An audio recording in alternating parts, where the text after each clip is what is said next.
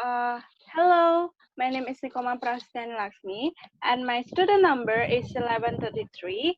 I am from 6th class, so today I will do consecutive interpreting.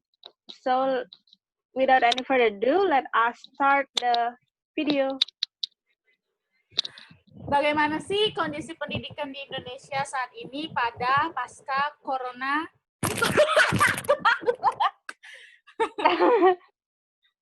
Ulang dari perkenalan. Ulang dari perkenalan.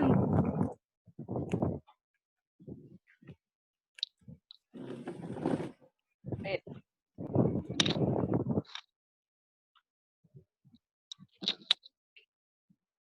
Hi, my name is Nikoma Prasetyani Laksmi, and my student number is 1133. I'm from 6th class, so today I will do consecutive interpreting.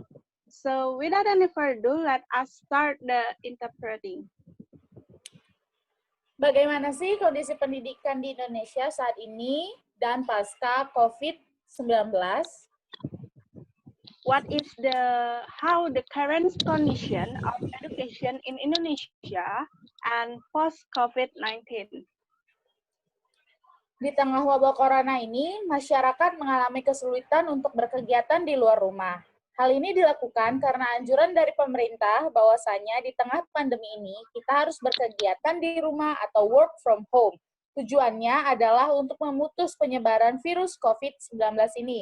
Perekonomian lumpuh karena pembatasan sosial dan karantina wilayah yang mengganggu tugasnya dalam memenuhi kebutuhan dasar manusia. Pemerintahan, bisnis, pendidikan, dan terutama kesehatan seperti dalam wahana biang lala yang rusak dalam berputar kencang dan membuat masyarakat di dalamnya terus berdenyut oleh ketakutan dan ketidakpastian. Okay, in the midst of this corona outbreak, people have difficulty doing activity outside the home. This was done because of advice from the government that in the midst of this pandemic, we must carry out activity from home, or we call as WFH, work from home. The aim is to break the spread of the COVID-19 virus.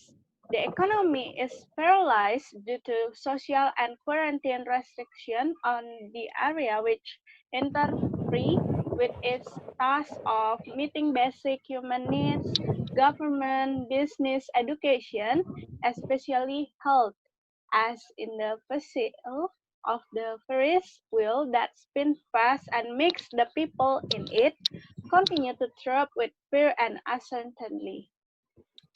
Dunia pendidikan merupakan salah satu yang terdampak akibat wabah virus ini. Banyak masyarakat yang bertanya-tanya, kapan kita bisa menginjak bumi ini untuk melakukan kehidupan yang normal seperti semula? Hal luar biasa yang diambil telah dilakukan pertama kali dalam sejarah, yang dimana pendidikan formal lumpuh dan digantikan pendidikan jarak jauh. Pendidikan jarak jauh yang dimaksud adalah belajar via online atau daring yang dilakukan guru dan siswa dari tempat tinggalnya masing-masing. The world of education is one that is affected by epidemic of this virus.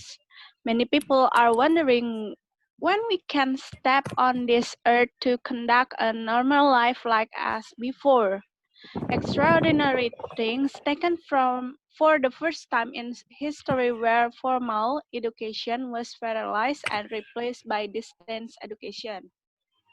Distance education is in question is online or online learning that is done by teachers and also students from their respective places of their home. Pembelajaran online di masa pandemi bagi Indonesia bukan jalan keluarnya. Meski kita bisa mengklaim sebagai pengakses tertinggi internet urutan kelima seluruh dunia, namun kita sadar masih minim penggunaan internet untuk belajar dikalahkan oleh penggunaannya untuk kepentingan hiburan seperti game online maupun sosial media. Kira-kira bisa disamakan dengan budaya literasi yang masih digaungkan dengan susah payah? Masalah lainnya adalah bahwa internet Indonesia kalah gesit oleh negara di Asia yang bisa kita pahami akibat dari banyak faktor, mulai dari kualitas jaringan, infrastruktur, dan hingga keadaan alam. Okay, Online learning in a pandemic for Indonesia is not the solution.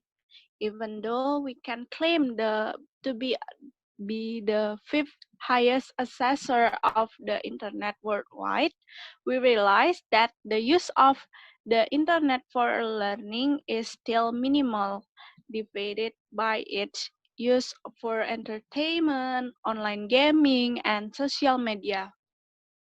Another problem is that Indonesia internet is less nimble by countries in Asia that we can understand as a result of many factors ranging from network quality, infrastructure, to natural conditions.